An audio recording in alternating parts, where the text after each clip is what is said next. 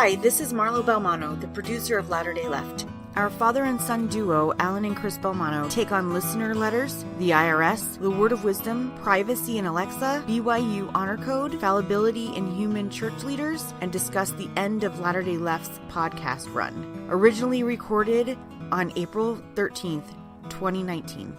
Remember, if you like our podcast, please leave a review on Apple Podcasts or on podbean.com. Now, on to the show. Hi, welcome to another edition of Latter-day Left. I'm Chris. And I'm Alan. So, we're going to start with an announcement. We have an announcement. We are ending the podcast. We are, not today, but we are. Not today, but we are. This is the countdown to the final episodes. I think it's time. This is season 4. We've really kind of said, I feel like I've said what I want to say. I think we've said what we want to say.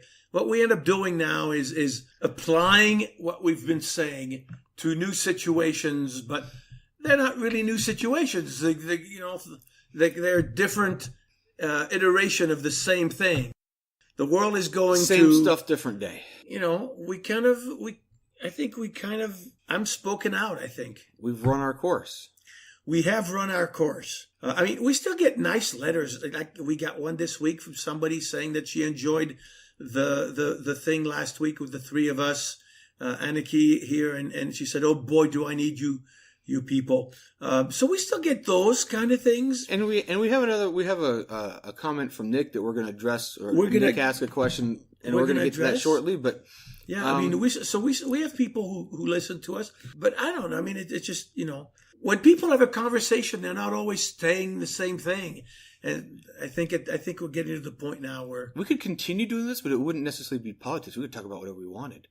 What do you want to talk about? You want to talk about politics? You want to talk about sports? You want to talk about... These people don't want to talk about sports. If you want to talk about sports, let me know. I'll do a sports podcast. We could do a sports podcast, but Yeah, most of our listeners don't want to listen to that. I was kind of hoping to kind of let this go to see where Brexit was going to go, but now that's going to be extended another 8 years or something. Ultimately, you're going to end up with a new referendum, and the people are going to change their mind. I think the people changed their mind the morning after, and they said, "Wait, what just happened?" Yeah, no, exactly. It's So anyway. So we're kind of thinking we're going to do this one. 3 or 4 more. We're going to do maybe 3 more. Maybe this is one of the 3. Yeah, and then I think we'll be done by the end of May. I think because we're going to take next week off for Easter, and then then you're gone for a week. I'm gone for it's 8 weeks, but it's 2 Saturdays. Yeah, so unless we wanted to record on a Sunday, but I could record.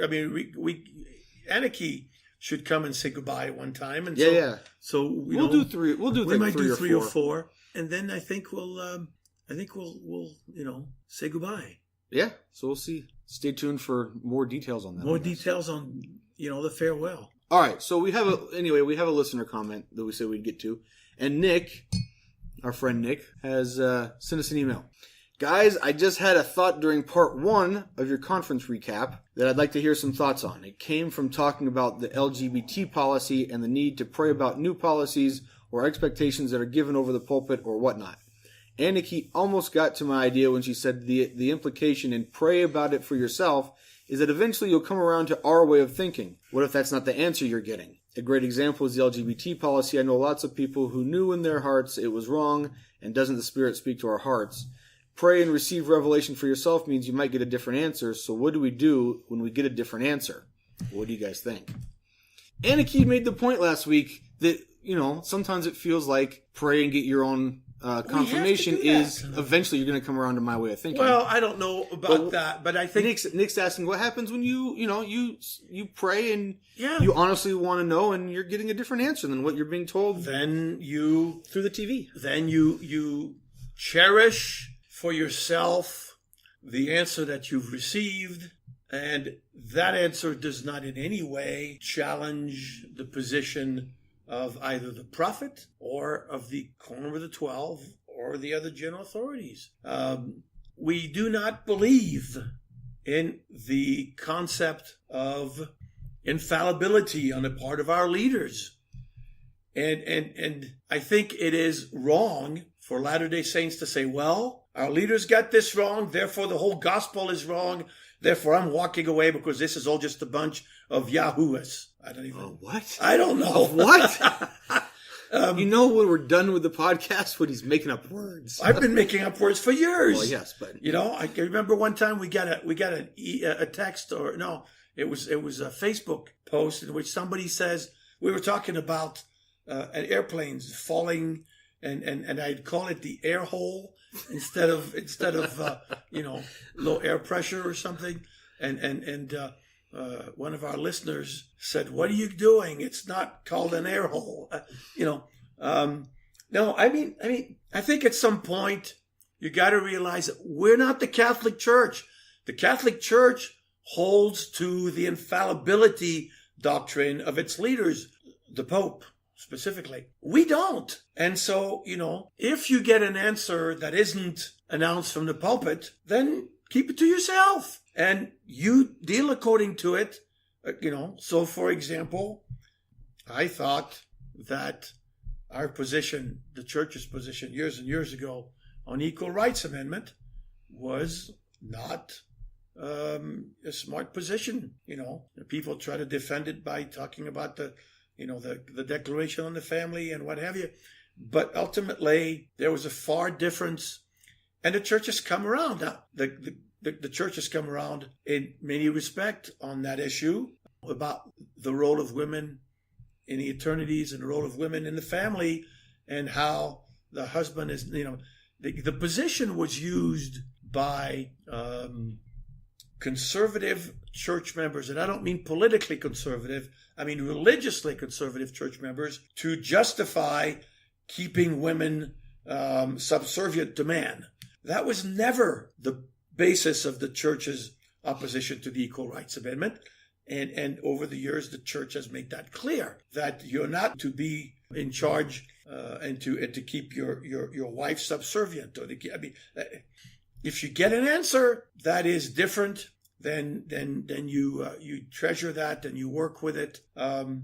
But we do not have an infallibility doctrine in the church, and so don't take that to mean that the prophet's not the prophet. That is my answer. Right. And I think it's, Nick brings out specifically the LGBT policy that we talked about last week. And I think there's we didn't like it when it came out. Right. And we said that. But I think there's a difference between policy and doctrine. And we talked about that last week. Yeah. Again, one of the reasons we're thinking about ending the podcast, we keep saying we've talked about this before. Where was I? What was I saying? I have no idea, but this is another reason for ending the podcast. We're getting too old. We don't remember what we're doing. Well, I'm the one who's supposed to be getting too old, not you. Well, the other thing too that one of the people in the gallery just talked to me about is that sometimes with the church it's a question of timing. So when something comes out, they either have to have a reaction and then they get around to thinking about it, or sometimes the time isn't right for them to take a different position. So well, it could be timing, but I think it's important to remember that the church, there's two aspects, there's two parts to the church. There's the church, the gospel that we believe in. There's the church, the institution. The gospel and the institution. There's the institution, which is made up of people and men and, exactly, and opinions and, prejudices and life experiences, and everyone's coming at things from a different angle and different perspective, and that all gets thrown into the mix. Yeah, exactly. So, you can disagree with a position, you can disagree with a person, you can disagree with the institution. A lot easier, I think, a lot of the things people have problems with are institutional. I'll give you an example. Or end up being institutional. They are. Where people will think, well, they're gospel, and maybe they're at first presented as gospel, and then it turns into, that was more. Or the other way around. Sometimes you get something that is institutional that becomes tagged on to the gospel.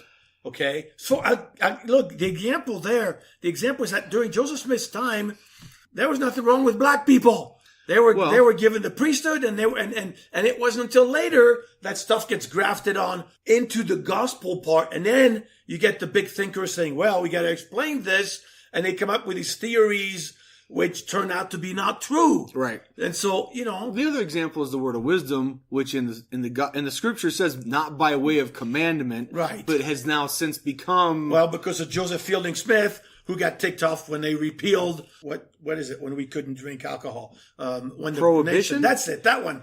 You mean when they repealed Al Capone and when they repealed Al Capone? Well, I don't know. when they made his job a lot harder. Never mind, a lot harder than it was, or a lot easier. Well, but anyway, so I for one have always felt that the church's current position on the interpretation of the word of wisdom with regards to drinks that are not strong drinks, because the word of wisdom says strong drinks are not for the belly. We understood that to mean heavy alcohol, your whiskeys, your bourbons, those kind of things. It was never, I believe, intended to include beer and wine. Beer and wine have been around ever since civilization, and it has been used both medicinally and in the early church, it was there as well. Well, and it was used, for those, and it was, and it was just for food as well. I mean, people drank beer because, by the way, it was safer than drinking water, because it was fermented and the alcohol killed everything bad in it, and so, look, I'm not saying that members of the church should start rebelling and go out and buy drink. And we as a church sustained the prophet when he said, let us take a more regulated stand. Okay. And I want to have a temple recommend. I want to be an active member of the church. I accept the greater discipline. Do I think that people who, that ultimately some of that may be readjusted? Yes, I do. But I'm not going to advocate for it because, ain't nobody put me in the corner with the 12. And so I'm just going to let things take their course. It doesn't hurt me to be more disciplined than I would like to be. Right. Just because, eternally, it may not have the same consequence that we think it might. Right. But at the same time, if I still want the temple recommend, I've still got to pay my tithing. I've got to follow the word of wisdom. I've got to follow the current interpretation of the word of wisdom. Exactly. And so until they come out and say, well, we're kind of, we've had further revelation on what the word of wisdom means. What it really we're all means. vegans, but you can drink all the beer you want. And listen, look, if that happens, well, I know, right? That isn't far Meat because sparingly, and then you talk about the whole idea about not eating meat except in times of famine and that sort of thing. Look, life consists of there is a quantum of intelligence in the animals. If you don't own an animal, if you've never watched an animal, you may not understand that, but there are intelligence there, and so we ought to respect life, and there used to be this doctrine amongst the Native Americans where what they would do is when they hunted, they would beat the drums to alert the animals that they were coming for a hunt. And the animal that then would be caught was deemed to have given its life for the benefit of man, and they showed respect. I tell you what, that hamburger you're eating, we haven't shown any respect for that cow because it's been kept in horrible conditions. It has been treated very poorly. And we have you can't say dehumanized because they're not human, but de-intelligentized. He's making up words again. The animal. But if you have a pet, that animal has a life force and an intelligence. It's not a human intelligence, but nevertheless, we know that at some point there were intelligences, and Joseph said that intelligences are not created. They were there for always with God. And at some point, some of the intelligences have developed enough to become what? Spirit children. And anyway, we are way off what we usually talk about here. So I just kind of wanted to answer Nick by saying, if you get a different answer, good for you. Keep it to yourself for the most part, because that's, and even if you think you're right, good for you.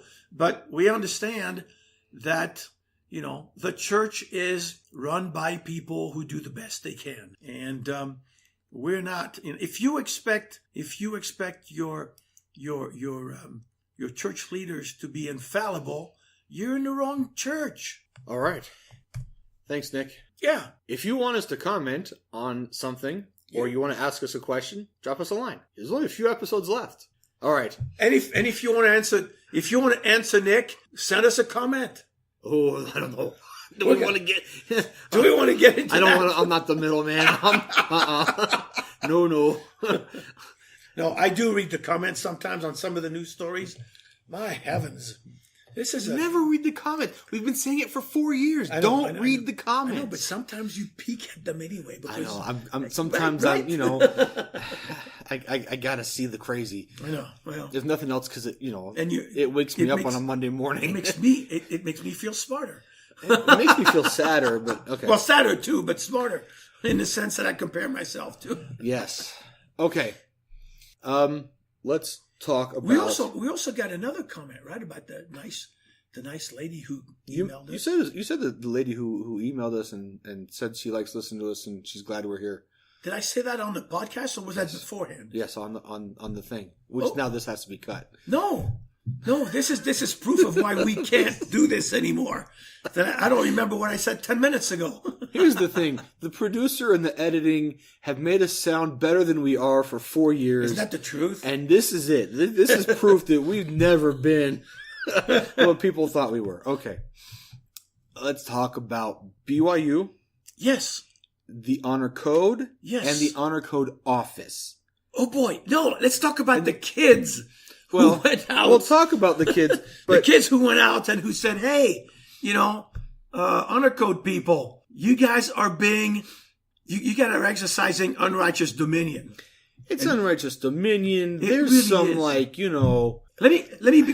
Let me start out by being clear and defending the Honor Code. If you go to BYU, you know that you're going to a church school. You have met with your bishop and you've been told, here is the standard. No smoking, no drinking coffee, no carousing, by which I mean, carousing. With either the same or the opposite. You can't. Just no carousing. There's no carousing. There's no carousing of any type. Okay. You already know this, and there used to be in my day. There used to be no jeans, and I have a funny story about that I'm going to go into. But now they've changed the jean policy. But there used to be long hair and mustache, and I was always just barely this side of the Honor Code when it came to long hair and long mustaches. But you go to BYU, you know that's the place. You signed up for it. If you don't like it, then go someplace else.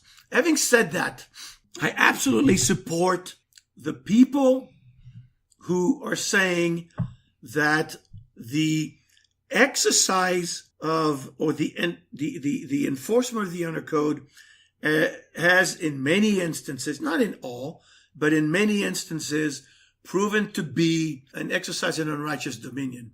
When you hear stories about the person who says, I was violated against my will and she's punished, when you hear about the young man happens to be LGBT, and so who dyed his hair blonde and was punished by the Honor Code because they decided that blonde was not a natural color for a African American.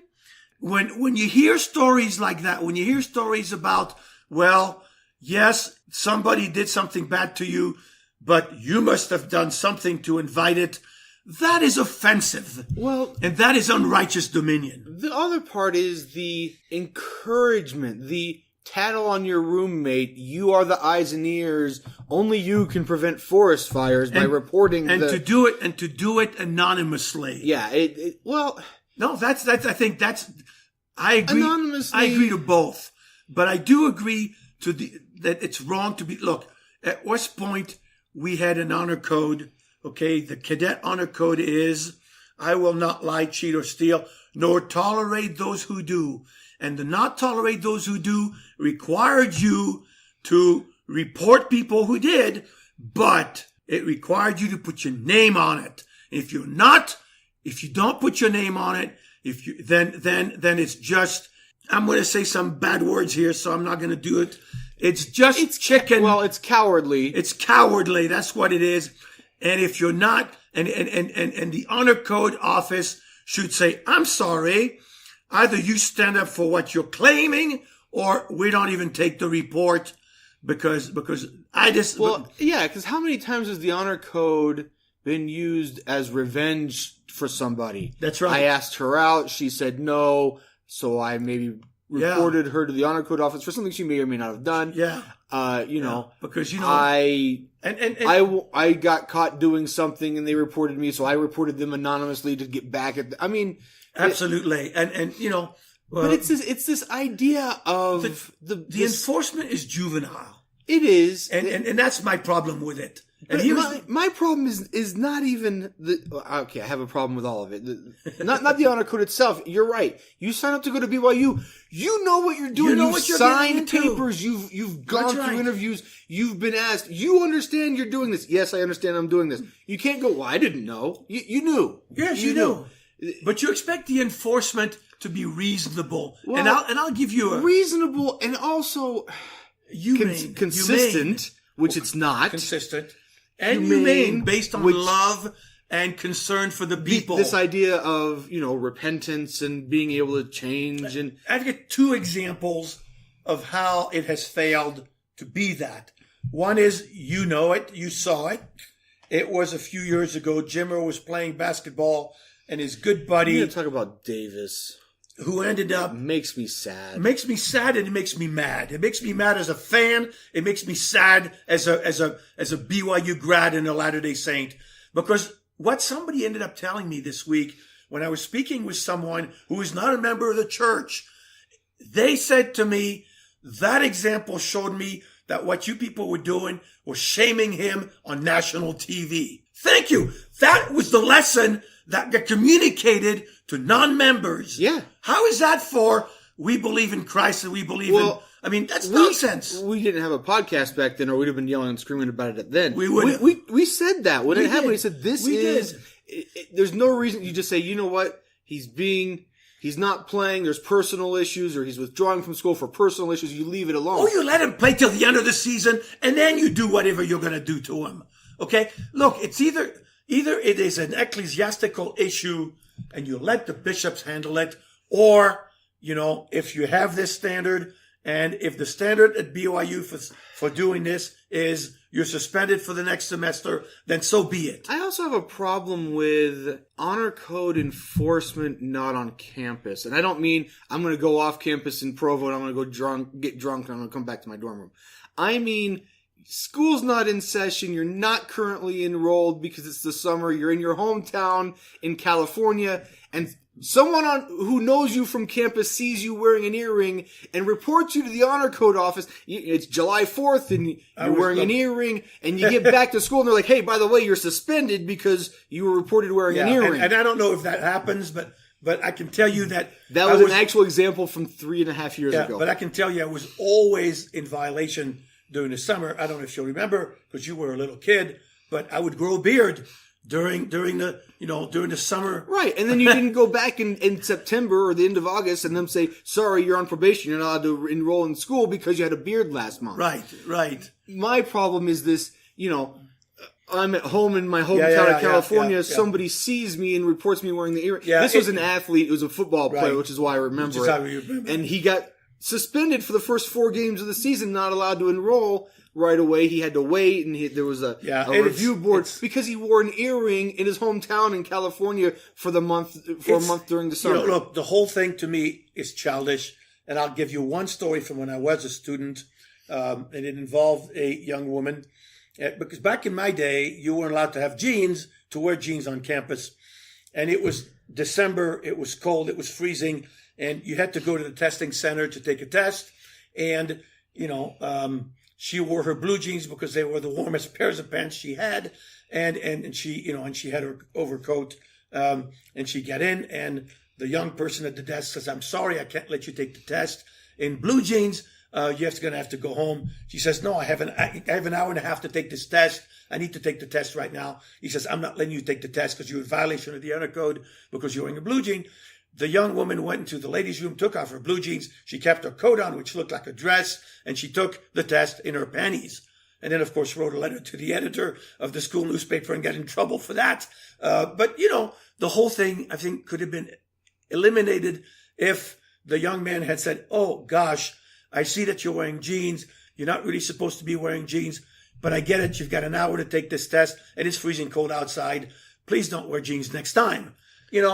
When did it, when did these people who have never learned to use a little bit of judgment, and when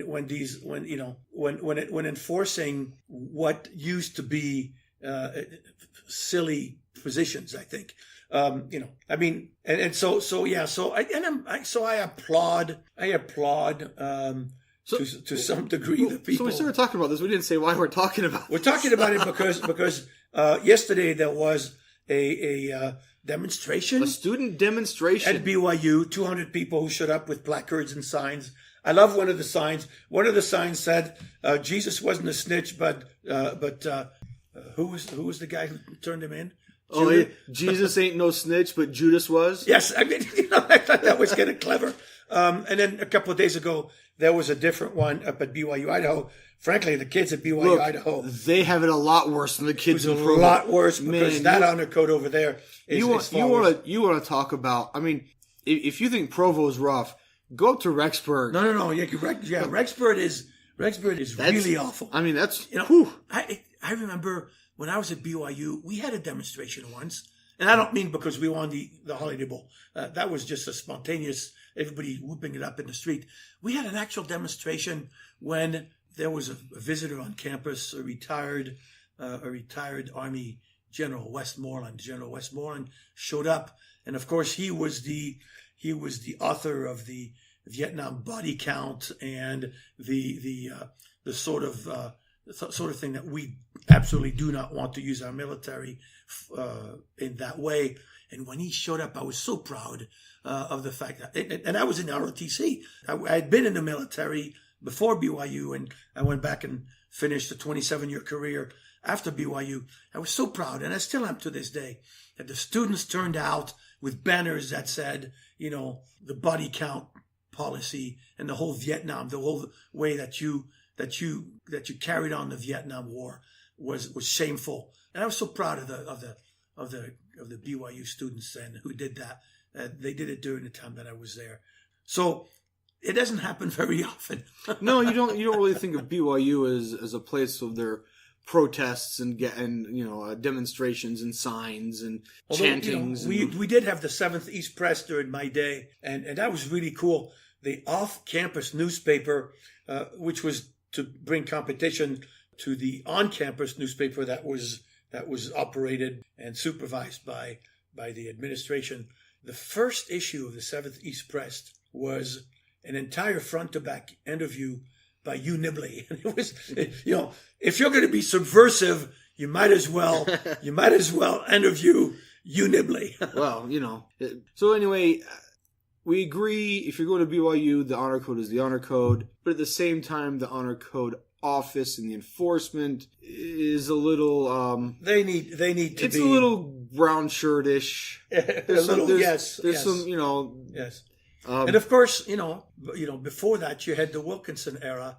I was lucky. I got to BYU under Dallin Oaks, who was wonderful, and then after that there was a whole bunch of really, really great leaders at BYU. Jeffrey Holland and Rex Lee, and they were good people. Wilkerson was your brown shirt leader. He actually had students who would spy on their professors to make sure that the professors didn't speak well of things like socialism. Yeah. So, speaking of brown shirtism and spying and... Talk about making up words, brown shirtism. Yeah. Speaking of that, Amazon. I don't know what you're talking about. I mean, Amazon The Bezos company. Yes, not the rainforest. The most. You do not have an Alexa or a Hey Google or one of these I listening. have a Hey Google on my phone. No, on your phone. One of these listening. Siri listens to you on the phone. One of these listening speakers where you can say, turn on my lights or tell me the weather. No, you don't have you know one of why? these things. I'll tell you why. Because I went to the store and I asked the man. I said, "Can I test it?" He said, "Sure." And I said, "So if I tell it to do something, it'll do it?" He said, "Sure." And I said, "Alexa, impeach the president," and nothing happened. So I said, "No, I'm not buying that stuff." So it came out this past week, that we were all right. We were all right. We were all correct when we said they're listening to us through these things. Of course they are. They are listening. I think my new refrigerator's listening to me. Maybe, but it's not sending. So these Alexa devices were listening to people, and then people at Amazon, employees, their job is to listen in on the conversations that Alexa records and sends to them. No. Yes. No. Come on, you're not shocked. Say it isn't Come so. on. This is... Look, we've told you your phones are listening to you. Your Alexas are listening to Absolutely. you. Anything that you can talk to and it gets back to on the internet is listening to you and reporting back to someone somewhere. Okay, that's how they make these things better. Now, Amazon will tell you it's so that, we can understand what our customers need and expect of these devices, and we can improve them. And so when I say, "Alexa, what's the weather?" and it says, "No, we don't have any leather," or, Right. They improve the algorithm. They improve the algorithm. Of course, they're also listening, and they're learn. like, "Oh, he wants leather." And the next thing you log in your computer and there's a bunch of advertisements for leather. We've all had this happen. We go, I was fixing the washing machine or the dryer and I needed a part and I looked it up on the internet and I ordered the part or I found out where they sold the part locally because I couldn't wait 2 days for the part. No, you gotta get your laundry done. Because I gotta get my laundry done. And so I drove to the store and picked it up and I fixed it. And I looked at a video. I was going to say 8-track, but that's not what it is. 8-track. What do they call it now? It's a video. You're right. You go on the YouTube. On the YouTube, that's it. The YouTube is today's 8-track. 8-track. And so I looked the video and I put the thing in, and the washing machine worked great. And then the next time I went on Facebook, "Hey, you want these parts? Here they are." Well, too late. I've already bought them. Yeah. But they're listening to you. That's cookies. The cookies on your computer tell them what. I like cookies. Well, different cookies. Different cookies. But they are listening. Because sometimes I've not done the search on the internet. I've said, "I feel like a sandwich. I want a sandwich." And I open my phone. It says, and the first thing is Jimmy John's or Subway. And I'm, hold on. Time out. That's creepy. Google, okay? yeah, Google's listening. Yeah, Amazon will tell you that it's, so they can improve their algorithms, and these are the coders and people who, but they're listening. Yes. So the Alexa thought it had been told to do something. It hadn't been. But it recorded an entire conversation between a husband and wife and emailed it back to Amazon. And in fact, some of these machines are recording crimes, and the police are saying, "Hey, we want to, get access to that because somebody died and there was an Alexa in the house. So we want to hear if Alexa recorded the events leading up to the crime." I don't think you're going to ever find an Alexa or one of or Google Dot or any of those in my house. Well, no, that's right. Why, do you intend to commit a crime? No. No, okay. But I don't want them listening to the other stuff that's going on either. That's true. Conversations like this. Look, the Cubs it's a podcast. The Cubs lose a game 6-5 again, and I'm going to scream and yell and throw something, and the cops are going to show up. "We understand there's been violence here at your home." Well, yes, and if the Cubs players showed up at my house, there'd be even more. But bring that pitching coach's head to me on a platter. Exactly right. Right. So, have you even used the W this year? The flag? Have you even flown the flag? I flew the flag. After the first win. Yeah. And then was that the only win? No, and then they went on a 6-game losing streak. And then they won again, but I decided you need to win more than one out of every 8 games. And I'm waiting for for them, like, put a 3-game win streak together before I put the flag back outside my house. All right. So I was just kind of wondering. It's not been great so far. Not a good start. Anyway. So I had a dream. Alexa's listening to you. So I had a dream. As long as you're talking sports, I had a dream that BYU beat Tennessee in next fall when we get to play Tennessee. So you should come. I'm going. No, I know you, but I don't travel. Here's the thing. The last time I traveled to an away game, other than the bowl game, it rained and we got soaked and we lost on the last second. And the guy play. we were with is now a 70. When you don't go with us to the away games, we end up doing well and winning. Right. So you need to stay home. So I need to stay home. You are now grandma, and you are banned. She's banned from watching it all. You're banned from going to the away games. Rude. I think it's very rude. The fan base has agreed that you need to stay home for these big away games. Okay. All right. Anyway, look. Yeah, the whole idea about privacy and the internet. The more devices you have that connect to the internet, the less privacy you have. 5G. 5G is the next thing. And in terms of privacy, it's the end. It's the end of privacy. 5G has so many. In order to get 5G, you have to have so many towers and so many things to carry the signals. Right. Your right to privacy no longer exists because the Supreme Court test is: would a reasonable person expect privacy in this situation? And if you're carrying one of these cell phones and you have 5G, the answer to that is no. And so therefore, don't even think that anything that you're doing or any place that you're going is private, or anything that you're ordering is private. I mean, it's just going to be that simple. Yeah, it's, I've said it, hey, you're not, you want to say, I have a right to privacy. Look, here's where this Alexa thing starts blurring some lines that weren't blurred before. There was an expectation that in my home I do have a right to privacy. True. Now I find out that Jeff Bezos is on the other end listening to me, argue with my wife about whose turn it was to do the dishes. Is he really worth... And then when I log in, it's going to offer me a dishwasher. That's right. Is he really worth $80 billion or nine? I mean, I know he gave his ex-wife 30, but he gave her like a third or something. He gave her $34 billion. Or 25%. 25 or 30%. So that means he still has, like $90 billion. Or 85 billion. Yeah, I think... that's crazy numbers right there, okay? Well, the thing about what he's done is crazy. I mean... So now he's got rockets going to if you had 80 billion, you wouldn't create a rocket either? Look, here's the thing. These guys, when they start playing with rockets, they're this close to Bond villain status. Okay? These guys are going to have private islands where the mountain's shaped like a skull, and in the thing is going to be... But here's the thing. It's going to be a laser. If you had $85 billion...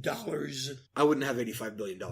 I know, because you'd go do good works with it, but I mean, $85 billion. That is an incredible number to comprehend. Yeah.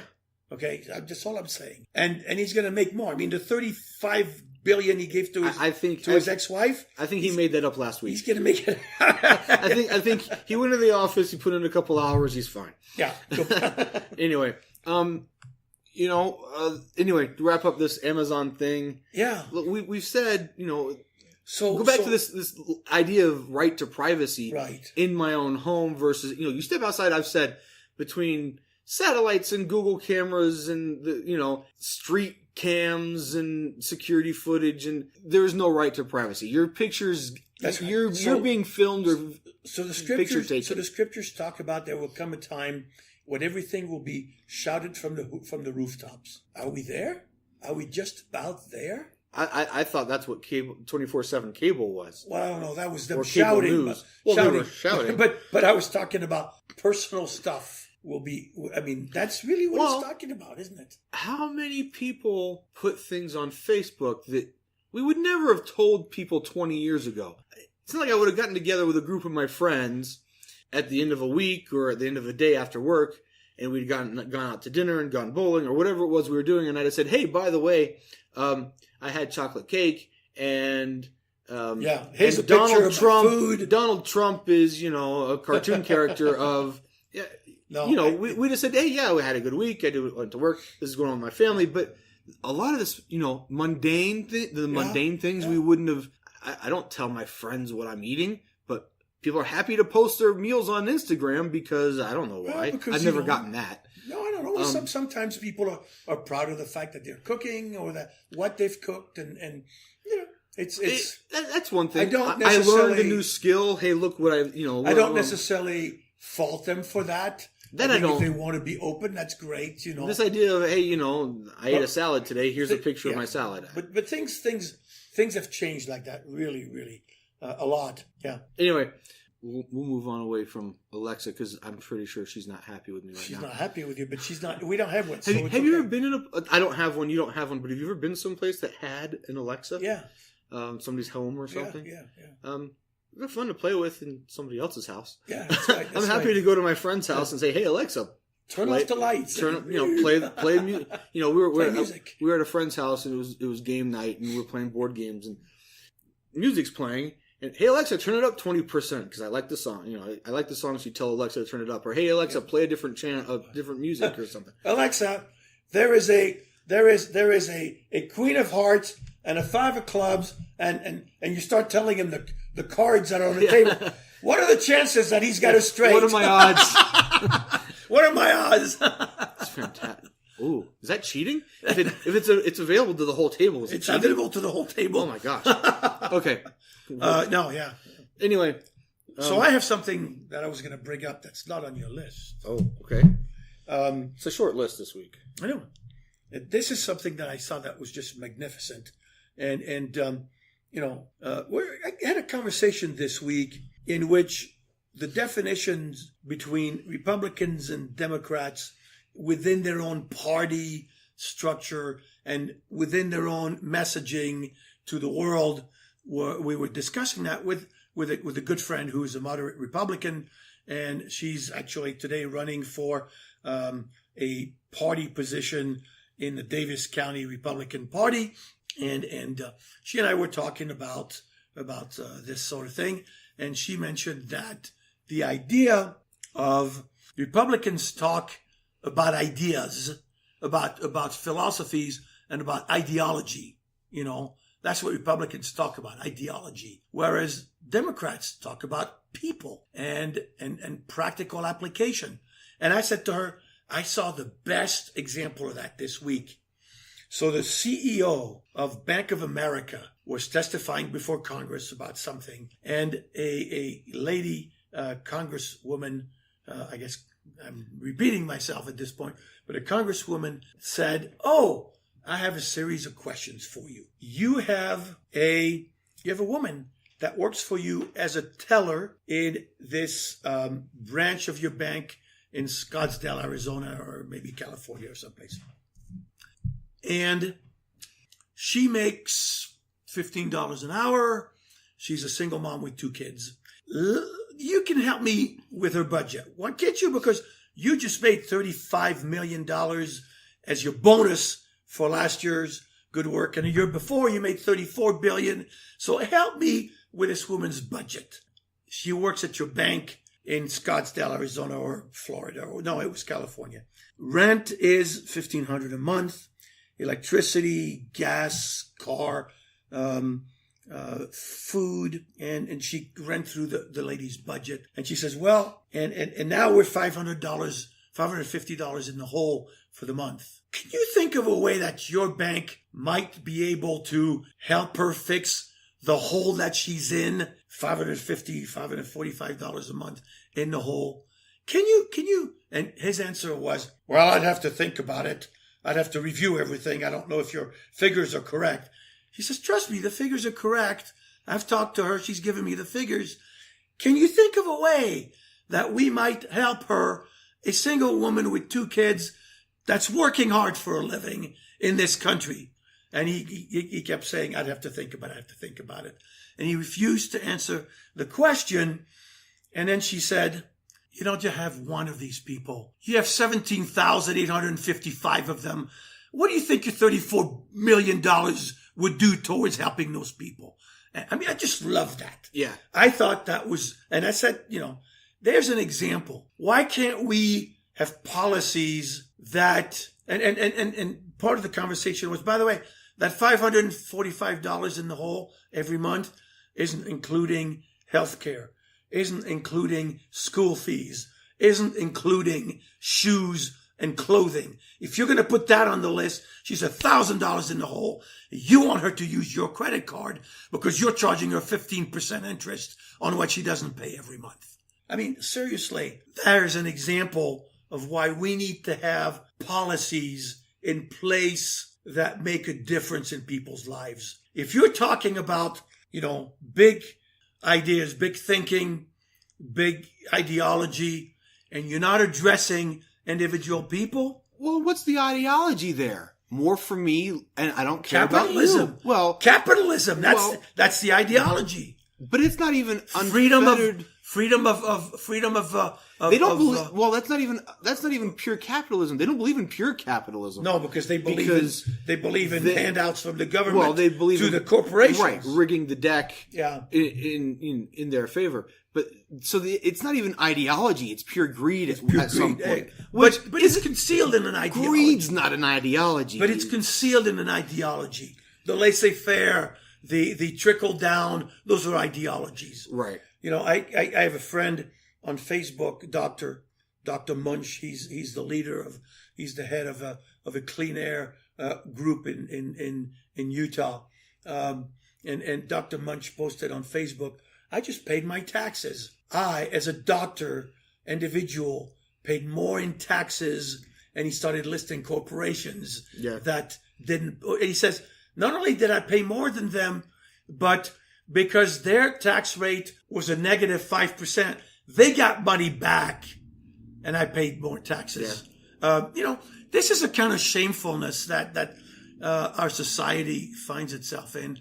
And I know we've talked about all that before, but I just wanted to bring that up. It leads to the next item on the list. Oh, which I didn't know. You're talking about companies rigging the deck and making it so that they can increase their profits at the expense of they don't care who. Let's talk about the IRS.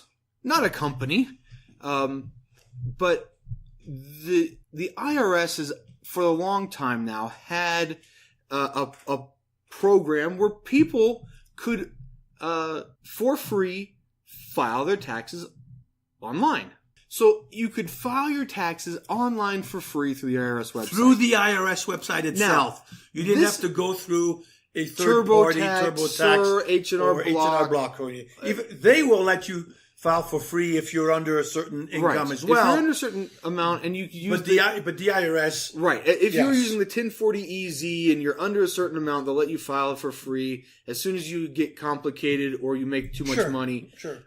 That's fair. And that's fair. I don't have a problem with that, by the way. Right. I think making me pay because I use a 1040 form, that's great. I do it every year. I use TurboTax and I do it every year.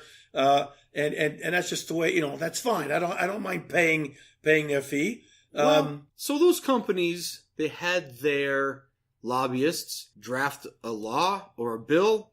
They pushed it through Congress, and the bill is the IRS may not provide free online tax returns through their website. That's because that way you have to use the TurboTax or the H&R Block or the whoever else. Yes, there's a few different. Yeah. And I guarantee you they're going to start lowering that amount where it's free to file. Sure. Or they're going to eliminate it. Well, they won't do it at first. At first. It'll be somewhat gradual. 2 or 3 years, 4 or 5 years. Yeah, it'll be. But no, that's shameful. Of course it should be free to file your taxes directly with the IRS. Oh, you can on paper through the mail. You can mail them. It'll cost you 34 cents or whatever a stamp costs today. Well, but I mean, it should. But to file electronically online, you cannot do it directly with the IRS now because there's no good reason for that. Because it's competition. It's the government providing a service that we want to charge people for. We don't like that. There's some things like that. Congress passed the bill. Of course they did, because Congress is, in the pocket of corporations. They're not in the pockets of people. Well, they don't care about people. Corporations are people, my friend. No, they're not. I don't care what the Supreme Court and Mitt Romney believes. Corporations are not people. The Right. corporations are legal fictions. And the definition of a corporation is a legal fiction. Okay? I mean, corporations are simply, and it's simply evil to think of it in any other terms. Right. And so Because it's morally offensive for a legal fiction to be compared to an individual child of God. It's just another example, and you brought it up with the, when you mentioned these corporations doing everything they can and they don't care about individuals. It's an ideology. Right. And this is another one of, what was wrong with the IRS? In a purely capitalist society, free, unfettered capitalist, the IRS would be free to create their own online filing system. Exactly. Free from government regulation. But now, and they're like, oh, we don't like regulation, except if it limits this and allows our Look, the people who don't like regulations really are saying we don't like regulations who impede us. Right. We really do love regulations that give us a leg up over our competition. The game is being played. You show up thinking you're playing democracy. They're not playing democracy. They're playing, they're playing capitalism, and worse, they're playing monopoly. They're playing Monopoly. They're playing monopoly with your life. Okay, that life's a different. It's a different game. It's a completely different game. I think it's made by different people too. I have to look it's that like up. it's like you show up for a hockey game and a boxing match is going on. Well, that happens at hockey games. Never mind. Well, but you know what I'm talking about. You can't play by their rules, and if you start learning to play by their rules, they'll change the rules. Well, that's how rugby started. One guy didn't want to kick the ball; he wanted to pick it up and run with it. So they started rugby. It's true. That's how rugby started. Exactly. All right. We're going to end this week with a little bit of science. The first ever picture of a black hole, an actual picture of a real black hole. And not the blurry stuff they showed you on CNN or MSNBC or even on, I guess they showed it on Fox News. I don't know. They showed it everywhere. They showed it everywhere. You couldn't that go anywhere. blurry old thing. That blurry old thing was the first thing they'd ever been able to produce. I like the little farther away picture that was much clearer. Granted, you didn't get as close to the black hole as the fuzzy close-up, but you got a really nice picture. And so I posted a much clearer picture. Right. Because I was looking at that fuzzy thing and said, geez, somebody should have turned the lens on the camera, but apparently it was just because they wanted to get really close to it. That thing, by the way, that black center thing that's in the middle of the ring of fire in that picture, that black thing is 6.5 billion times the size of the sun, our sun. 6.5 billion. I've been using a lot of big numbers. I don't even understand 6.5 billion times bigger than the sun. But that's the black hole. Well, see, what you do is you imagine the sun and then just 6.5 billion times bigger. See, but my mind doesn't go there. So, yeah, it was cool. I absolutely loved the picture. I absolutely loved that. Here's what I'm thinking, okay? There's some engineer out there. I don't mean out here on our planet. There's some engineer out there outside of the universe who is working with the stuff like that. See what I'm saying here? See, it's not intelligent design necessarily, because there's a God out there that's telling people, hey, look, we can organize this matter and we can use this mechanism to do it within this universe that we've created. How about that for an observation? Yeah, maybe. I just think it was cool that they were able to. I think it's very cool. Look, the things that they're able to do. Now, this isn't like.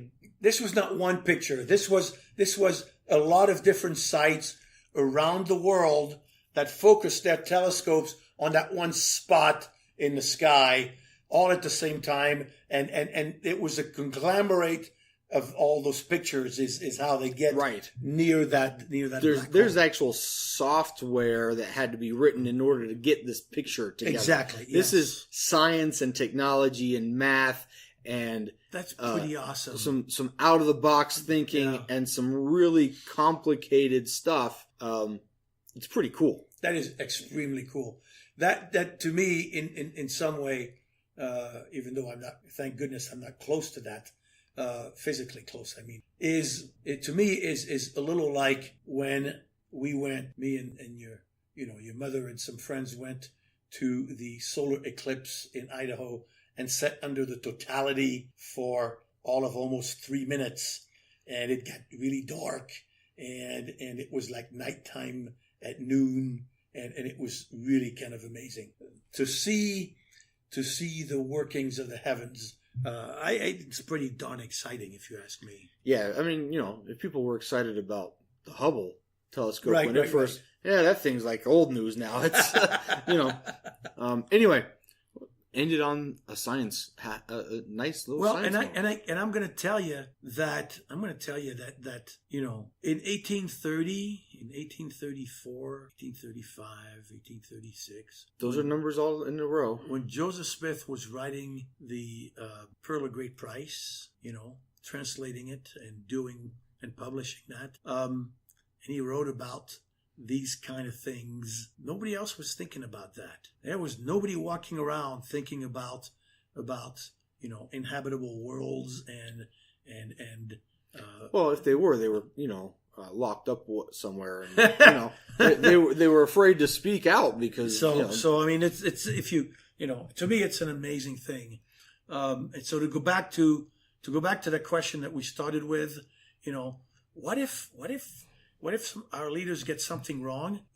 Let's take a look at all the things they got right. And if you don't think that's impressive, then look again. Yeah. Anyway, that's my opinion. All right. Well, that'll do it for this week. If you want us to comment on something, speak on something, you want to ask us a question, if you want to yell at us for something, which after this episode you very well may want to, feel free to drop us a line. You can email us, latterdayleft@gmail.com. You can find us on Facebook, Latter-day Left, and you can find us on Twitter at Latter-day Left. Well, have a good Easter. We won't record next week. Right, we're taking next week off. We'll be busy looking for Easter bells. Bells? Yes, bells. When I was a boy in France growing up... Careful, your French is showing. That's true. When I was a boy in France growing up, the Good Friday, bells, would stop ringing. And they wouldn't ring on Good Friday and Good Saturday. And on Easter morning, all the bells would ring. And us little kids were told, well, the bells were gone to Rome to visit the Pope during that blackout period, which of course the grown-ups knew that the bells wouldn't ring because it was celebrating, or it was remembering the 3 days that Christ spent in the tomb. And so that got me thinking that, with Easter, maybe we should start looking for Easter bells rather than Easter bunnies or Easter eggs. Anyway. Enjoy Easter. Yeah, have a good Easter. And then we'll talk to you in a couple weeks. We're going to be spotty over the next... We'll do 3 or 4 episodes of the podcast and over the next 6 or 7 weeks. And so, I hope one of those 3 or 4 is the blooper reel. So we've been threatened with this blooper reel, and we don't know what's going to happen. We don't know what's going to happen. Have a good week. Thanks. This week's episode was produced and edited by Marlo Balmanno, and our theme music is a selection from Tate Peterson's Midday Blues. Don't forget, if you want to contact us, please email us at latterdayleft@gmail.com or find us on Facebook and Twitter. And then you talk about the... We're going to get yelled at from the table. I know, we're getting yelled at. This is going to get cut. Anyway, 3, 2, 1.